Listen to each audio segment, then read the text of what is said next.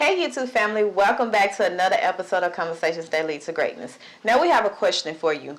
What are you leaving for your children's children as an inheritance when you leave this earth? Now we all know the Bible verse of Proverbs 13 and 22, which basically says we should leave an inheritance for our children's children, okay? So in today's episode, we're going to dive into what is an inheritance and what should we be leaving our children's children. Okay guys, stick around. This is Conversations That Lead to Greatness.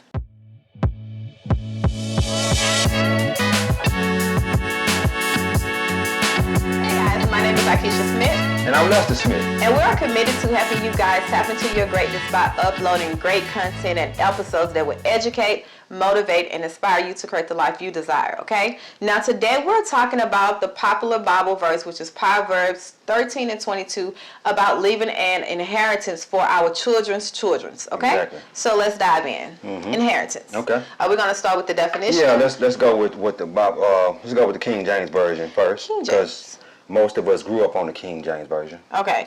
So King James Version says, "A good man leaveth an inheritance for his children's children, and the wealth of the sinner is laid up for the just." Okay. Kind of simple. Now let's go with what word are you going to go with now? NIV. NIV. Okay. She's going to go with the NIV version of it. So the NIV version says, "A good person leaves an inheritance for their children's children, but a sinner's wealth is stored up for the righteousness." Okay. The righteous, I'm sorry. Okay. I like that. And the reason I had to read both versions of the Bible, because if you in the King James Version it says a good man leaves an inheritance to his children's children, and that's not. And if you go with the NIV, it cleaned it up. Yeah. It said a good person, because in today's time, a man may not be in the life of the child. You understand what I'm saying? Okay. Yeah. Okay. In today's time, what if your mom raised you? Yeah. Your mom was the only one that raised you, and you didn't have a dad in your life. You understand what I'm saying? The NIV cleaned it up. I see where you're going. You like that? I got you. Yeah. So I got you. that's and also too, in the King James Version it says a good man. Well, a woman is created from man. That's why it's got one man on the end of man. You like that? Woman with a woman. Yeah, woman and man. It's still man. Yep. Yeah, so man with a woman. I like that. Yeah. Man, woman, man. Woman. I got you. Yeah. But not just men should be creating an inheritance for their children's children. It should be also women too. You understand what I'm saying? Just in case the man is not there to create that inheritance. And what do we mean by inheritance when we say inheritance? Inheritance, most of us think it's just money. Inheritance is not just money. Inheritance is the mindset. You're cultivating your child's mindset. You might leave them some money. It may be houses. It may be whatever. You know what I'm saying? It's just a multitude of different things. Yeah. Your way of thinking. Because let me tell you something. You set a child's paradigm by the way you think. As the child grows up, you set that child's paradigm. And whether you know it or not, you know what I'm saying, you're a product of your parents' paradigm. The way your parents raised you. You know what I'm saying? So all that is an inheritance. Yeah. An inheritance. And another thing too, I always say read books. Read books, read books. And the reason I say read books, because that is also your inheritance. You inheriting that knowledge, and you get to instill that knowledge into your kids. Yeah. You understand what I'm saying? You becoming better. Yeah, talk to us. Yeah, so when we talk about leaving an inheritance for our children's children, I remember on an earlier episode I said that the kids that God gave us is not our own. Exactly. Like, it's not for us to be like, these are my kids. No, God blessed us. God granted us access and the ability to cultivate and develop his children to get them prepared for the world, or the will that he have. I mean, not the world, but the will that he have for them to do. Exactly. To, their purpose. So as parents, it's up to us to better ourselves. It's up to us to cultivate our children. And that is one way you can leave an inheritance. It's like, okay, it's not about the money, it's not about the wealth, the houses, the cars, and all these things, because that's of the world. Anything can happen today or tomorrow where it be wiped out. Exactly. But if all of that material things is wiped out, what do you have left for your children? What did you instill in your children so they can go out and succeed in the world without you? Exactly. That is what inheritance is. What are they inheriting? Yeah. What are they inheriting from you? Yeah. Not from the world, not from auntie, uncle, grandparents, but as their parent, what are they taking away from you? And they can actually, use to better themselves. So yeah, I like this. A good man. And the thing about it is too, our children are with us the most. They're with us the most, and we have to cultivate our own children. You know what I'm saying? Our kids might be with the teacher or somebody else for 6 to 8 hours a day. You know what I'm saying? But when they're with us, we need to be cultivating them and getting them ready for the world. Yeah. And as we do that, we're giving them that inheritance. You Yeah. understand what I'm saying? So it's, Yeah. And I would say kind of just go about, because this is one thing I realized now that we have children and they're in daycare and school. Yeah. I would switch that most of the times they're not with us. Okay. And what I mean by this, the kids go off to school 7, 8 hours that they have after school program or extracurricular activities or whatever. By the time they make it home, they have 7 to 8, it's probably an hour, 2 to 3 hours at the most to get ready, eat, take a bath, and go to sleep. So they're actually out of the house more. So that's why it's even more important for you to maximize the time they do have with you, and to be very selective of who they spend time with outside, like the school that you choose, the daycare that you choose, like the extracurricular activities. You need to be very careful and very educated on who your kid is spending more time with, because as in the world of America, we all have to work. We can't spend all that time with our children, so we have to delegate that time to someone else. But as a responsible parent, I gotta know what that time what that person is. I got a little argument with that. Okay. Our kids is with us the most, and the reason I say this is because a lot of the time, let's just say our kids. Our kids, they're in school and daycare probably from 8 to maybe 5 in the evening. Okay. Then when they come home, they're with us from 5 until 8. 8 or 9, depending on what time they go to sleep. Okay. And then when they get up in the morning, you're getting ready and whatnot. You can still be cultivating them, talking to them while you getting them ready. And then they're with us on the weekends. Okay. So you have Saturday and Sunday that the kids are with you. You understand what I'm saying? So actually the kids are with you more of the time. Even though they're asleep a lot of the time when they're home, they're still with you more of the time throughout the week than they're with their teachers. Yeah, and that's if you really think about it, you really want to break it. We could break it down. Yeah, let's break it down, because it's our situation. Okay. Because most people work on weekends. Okay. So therefore, we don't say most people. A lot of people are off on the weekends. Especially if you have a government job, a teaching job, or any kind of job where you off on the weekends, most people are off on the weekends. 50%. Was your mom there on the weekend working? No, my mom was out there working. Well, my mom was at home every day, but she ain't do nothing with the home with being at home every day. Okay, well that's another topic. Yeah. But just be very cautious who you sending your kids to. Yeah. Because at the end of the day, it's not about who you sending your kids to. It's about you need to be cultivating them when they're in your presence, because no telling what the teachers are teaching them exactly while they're at school, and when they go with grandma or aunties and uncles or whatever, you don't know what they teaching them. So you got to be teaching your kids this specific things. Okay. Yeah, while they're with you. Okay. Okay. Yeah. Yeah. So let's move on. Inheritance. Okay. How do you leave an inheritance, a good one, for your children's children? Exactly. Okay, a good one. How? Let me say this. I'm gonna go with money first. Okay. I'm gonna go with money first, because that's what most people's pressing need is for money. So let's say we often talked about the book The Richest Man in Babylon. The Richest Man in Babylon says you should be saving up 10% of your income and let that 10% steadily accumulate money. Let's say because let me also say this: your children are going to be taught by you. So let's say by the time I pass away, which let's say 80 years old. By the time I pass away, my kids already got millions of dollars. So why do I need to leave them more millions of dollars if they already got millions of dollars? My grandkids don't have millions of dollars yet. So I need to leave them grandkids them millions of dollars. Not saying that I wouldn't leave my kids anything, but leave the grandkids the majority of it. Yes. That's my thought process. Cause let's say this. Our oldest is 6. let's say that she have her first child at 30. Now add this up. Let's see what we come up with. Oh, my Lord. I just want to do something real quick. I'm 42 years old. She's 6. So What am I adding? huh? What am I adding? That she has her first child at 30. Okay. She has her first child at 30, and she's 6 now. Okay. So how many years The that is years from now? between that. Okay. Yeah. That's 24. 24 years? 24 years from now. Okay, 24 years from now, I'll be what? I'm 42 now? 42 plus 20. You'll be 66. I'll be 66 years old. 66 years old. So her child at 30. Okay, I'm talking. I got something I'm conjuring up in my mind. I'll be 66 and she'll be 30. Yeah. We'll just say that. Okay.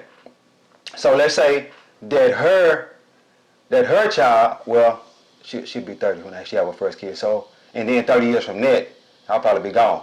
Probably so. Yeah. So I set that trust up for the grandkids. Mm-hmm. And let's say I set that, I don't give them all at one time. Mm-hmm. Whatever it is, I don't give it to them all at one time. I make sure it stays in investments, so that way it could keep continuously growing, and it issue out them maybe a check every year or a check every couple of years. When I hit a certain age. Can you imagine the trajectory of that if that would have been done years ago with our grandparents and their grandparents and stuff like that? Yep. Woo, man. And that just come with that mindset of Yeah. it, because you think about it, other race does that. Other race set their kids up, because think about it. It was something that was going on, I think, years ago, where they were saying, you know, us as the African American race, when our kids turn 18, we push them out the house. You gotta go get a job, Yeah. go. Yeah. And you pushing them into a world that you didn't prepare them for. Exactly. You pushing them into a world that's gonna eat them up, and you did not, as a parent, prepare them. Exactly. But other race would sit there and know. Go to school, you getting a job, but you at home. You know, 18, 19, even 21, you don't know about the real world. You don't know about adulthood. So, you know, we push our kids out to go get in all this debt, credit card debt at an early age. And now at 30, we're left with the consequences of the decisions we made when we was younger. So now when we trying to climb ourselves up out this hole, or when we trying to do better and, you know, get our mind right, Exactly. we can't, or we feel like it's too far gone. But if you would have took that time and cultivate your child, just because you're 18, 17, you graduate from high school, this is what gets me. We as the African American family love to push our kids out. 18, 19, you got to get out this house. You got to get a job. I don't care what job you get. You can go get a job. You know what I'm saying? Yeah. But you didn't prepare them Yeah. at that time when they was in the house. You know what prepared them? TV, music, celebrities, what else? All these other outside influences prepared them. So guess what? Since they think they're prepared, they're gonna go out into this world and do exactly what the other outlets prepared them to do. Exactly. And they're gonna do it. So as a parent, how can you blame that on them? You gotta prepare your kids. Yeah. You can't just push them out. Yeah. Just because they are of age, they're not grown. Like, you know, guide them in their grownness. Yeah. And another thing too with finances, you can't prepare your kids to manage their finances and handle their finances if you can't manage and handle your finances. Oh man. You can't. You got to prepare yourself first, and then prepare them. So what I want you guys to do, if you're not managing your finances, I want you to learn how to manage your finances, tackle your finances. And you say, well, Lester, I don't know the first place to look. I got plenty of YouTube videos, plenty of books. Let me tell you something. In finance, that's probably the number one book out there. The number one amount of books out there. There's probably over 1 million books about finances, and if you read a good multitude of them, you'll have a good grasp on finances. Yeah. And how to manage your finances and whatnot, and how to create a budget and all kind of stuff like that. But you need to get a grasp on your finances first, and then teach that to your children. And they can teach it to their children. It just keeps going on. It's a trickle down effect. Show them the value, what money means, what it really means. What is money? Money is nothing but a piece of paper. It's the power. Money only has the power you give it. Exactly. Once you show them and teach them that, they're not going to be chasing the dollar. So, go back to where I was going from. Leaving an inheritance for your children's children. a lot of times when we think about the wealth of things, because we leave it to our kids, Yeah. but now it's up to our daughters to keep it going. So how do you leave it as a grandparent or whatever is you start maybe a business, rental property, or something that can be passed down the line, and you teach your kids the principle of why this have to stay in the family.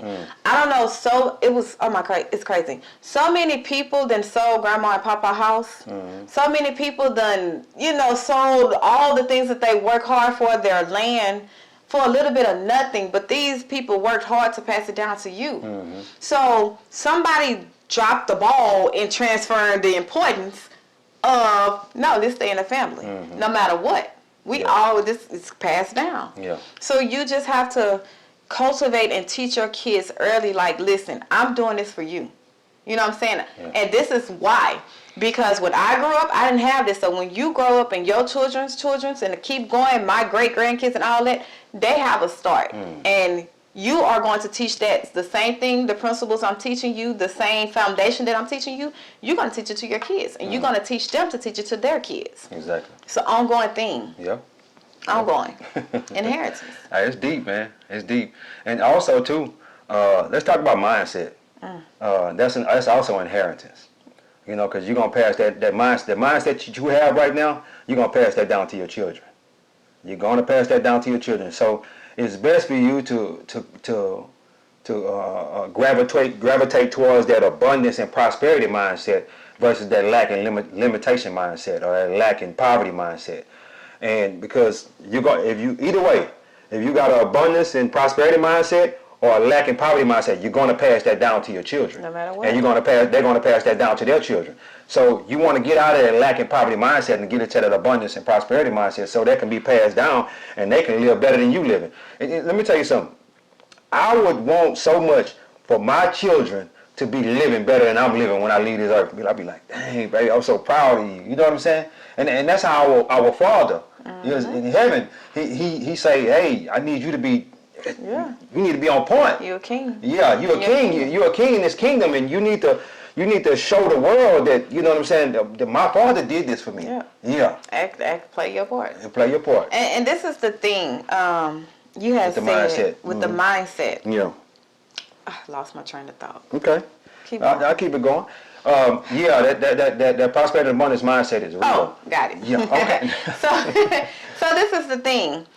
I know a lot of people, when you hear people talk about abundance, prosperity, and all this stuff, it's looked upon as a bad word, like it's from the devil, like these prosperity gospel preachers and all that. You know what I'm saying? Prosperity is in the Bible. Abundance is in the Bible. It's a God word. It's godly word. Yeah. So you have to change how you look at that, because prosperity and to prosper, only thing that means is to flow. Yeah. Your life is flowing. Okay? That's all it means. Yeah. It does not have to, prosperity does not just deal with wealth. It does not deal with having like the material things and all money and, the ability to do what you want. No. It's just your life is literally flowing in abundance. Exactly. You have enough to flow and give to everybody. Exactly. That's all prosper. Like when you say, I wish that you come and your life will prosper. Something like that. Yeah. But that's, I have come to give you life, and so you can live it more abundantly. That's what you're saying? No. Okay. You messed it up. We both did. But hey, when you say I come that you whatever, and then that your life will prosper. Okay. Meaning your life will flow. Flow with what? Flow in God. Yeah. Flow in the things that He has for you. Okay. And in order for you to do that, you got to know the truth. In order for you to change your mindset, you have to know the truth. Not true, what's true, but the truth of what the Word of God said. Now, I don't know how else you're going to do that, because you've been having this mindset since you was little. So it's been with you for years. Yeah. So to change it, you're going to have to fight it with the truth. Truth. Yeah. You're going to have to fight it. That's the only thing. Get off in your Bible and learn everything about what God say. And it's crazy. It's not even just in your Bible. Question some of the things that you've been believing. Exactly. It's not even just from a biblical or a spiritual standpoint. Why do you feel that if somebody cut you off, you just got to give them a piece of your mind. Why do you feel that because I'm in a bad place and I'm feeling negative and down and out, I got to let the other person know. I got to vent and play the victim. Why do you feel that that's okay? Yeah. Like, that was passed down. You've seen that over and over and over again in your household. Yeah. So then guess what? You pick that up. Why do you think as a man it's okay for you to have all these kids and not take care of them? Woo, Question that. That's a deep one right there. That's a paradigm. That is a mind set. Yeah, cause your father left you and his father left him, and then now you feel like you got to do the same thing with your kids. Or you shouldn't make them kids if you're not gonna take care of them. Yeah, question. Listen, it's not. It's about truth. Yeah. As a human being, as human, we have morals. I don't care how bad you are, if you believe in God or not. You have some kind of moral. Yeah. Question the truth with your morals. Like, man, if you see the same situation that I'm in and I turn it around and look at it as a mirror, what would I say? And most people can see everybody else. Everybody else false, but can't say they. But they're doing the exact same thing. Yeah. Exact same thing. Exactly. So it's like, question everything, not just with the biblical. If you're not into spirituality or whatever, question it with what is true, your morals. Yeah. And if you feel like, man, that's wrong, guess what? Exactly. That's how you fight it. You stand on it. You make a decision, not a choice. It's so many times we give ourselves choices when we're supposed to be making a decision. Like, I didn't choose to get married and be faithful to you. We all have a choice in a marriage to be either faithful today or unfaithful tomorrow. But it's a decision no matter when hard times come, when we not on the same, when we don't feel like we love each other, when trials come and test our marriage, it's a decision that I made through it all. I'm faithful to that man and vice versa. Cut out the choices. Make a decision. Yeah. Make a decision to change that mindset and leave an inheritance. Yeah. Yeah, you got to make that decision to leave an inheritance, because if you don't, you're not doing what God say do. Oh, no. But you leave an inheritance, a good one. That's what I want. A good man will leave, because we're all inheriting something. Yeah, you're right. That's the thing. We all inheriting something. Yeah. Now, whether if it's beneficial or is it, not. But choose to leave a good one to change the family name. Yeah, and let me say this too. My father wasn't in my life. He wasn't in my life, and I met him one time. And he left me an inheritance. She says an inheritance, but it was a $10 watch and probably a $40 or $50 class ring. Maybe, so at the most that might have been, we'll say $100 at the most. But anyway, and he had my grandmother's phone number in his back pocket when he died. And they got the number out his back pocket, and they called my grandmother and told my grandmother that he had passed. And my grandmother gave them my number for so they can call me. And so they called me and they asked me, was I gonna bury him? I'm like, no, I'm not gonna bury him. I don't, I'm 20, 21, 22 years old. I ain't got no money to be burying nobody. I'm broke. You know what I'm saying? So no, I ain't gonna bury him. They say, well, we gonna bury, the city gonna bury him. Because he didn't have anything, he didn't have any kind of money, he didn't have nothing, he was homeless basically. So the city is going to bury him, and you can come to the funeral if you want to. I'm like, well, I won't be coming. And that's not a good way to leave this earth. You know what I'm saying? And he didn't leave me with nothing but that class ring and that watch. He didn't leave me with no kind of mindset, no kind of values, no kind of nothing, because he wasn't ever there. You understand what I'm saying? And I want to say, if that's you, and you're not in your child's life, you need to do better. Yeah. You need to get in your child's life, and I'm not saying that you have to be in your child's life every single day, but you need to be in your child's life. A relationship. Yeah, some kind of relationship. So you can leave an inheritance to your children, to your children's children. What I mean by that? Mindset, values, goals, just a bunch of different things. They don't just necessarily have to be money. You might not have no money right now. You know what I'm saying? But if you, let me say this too. Let me say another thing. People always say, I'm going to go broke for my kids. Why not get rich for your kids? Oh, that's deep. That's deep. Get rich for your kids. And you say, I don't know where to start. I don't know the first thing about getting rich or whatnot. They got so many YouTube videos and books that can help you get rich. And you know what I'm saying? It's just, you got to adopt the mindset, the abundance mindset that you want to be rich. and you can pass that down to your kids, man. Oh man, I'm gonna. I never understood that. I'm gonna go broke for my kids. Just give them everything they want. That's not a good thing either. You know though. what that mindset is? It's What's that? poverty. That's a poverty mindset. It's a lack in poverty because Exactly. I'm gonna give them everything you want because I'm lacking in something that I know I need to build up and give to my kids. Exactly. So now I'm gonna give them everything they want. I'm gonna pay for their material things. I'm gonna give them material things because I'm not there in their life. I'm just at work all the time. So I'm gonna give them all the material things they want. Yep. I'm gonna go broke for my kids. I'm gonna go broke for I'm gonna go broke for my kids, but I'm at work and I'm missing all their younger years. that they need you there. They need me there. And this is the thing because I had this argument a couple of times with some people. Sorry, but the argument is, but I gotta do what I gotta do. You know, I gotta go to work, and my whole thing is if you can't afford to take off. Or if you can't afford to miss work or they're not going to let you off, well, you can't not afford not to do better. You cannot afford to not take a seminar, a class, go to school and get a certification. You cannot afford to not better your life.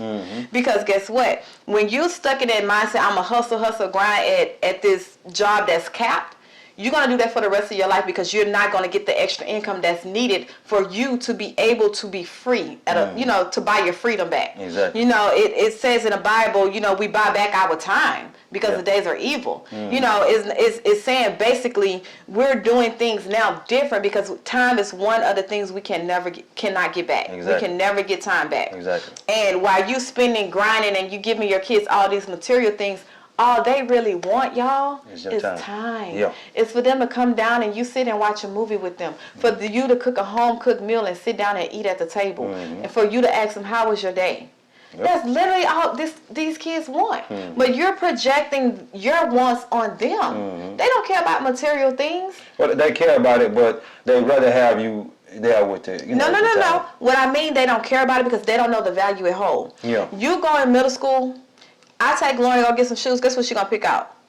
Something with cartoon characters. I don't know if they make pro wings anymore. You know, something that's of value. It's all about what she think or what your kid think is beautiful. But I can't have you walking around like that. We finna get them J's. We finna get this. I'm not finna have my child wearing, you know, Wieners or Walmart or, you know what I'm saying? Wait, what? Wieners ain't open no more. Well, I'm just saying. You know, Walmart, Target, clothes. You be like, wait, what? But yet, you going in debt for this, but you're not teaching your child that it's not about what you put on your body, but what's in your head that makes you different. Exactly. Inheritance. But you got to have something in your head to teach them that, though. You got to. You got to have something in your head. You got to. And that's why I say with our channel, we drill hard on the parent because it starts with us.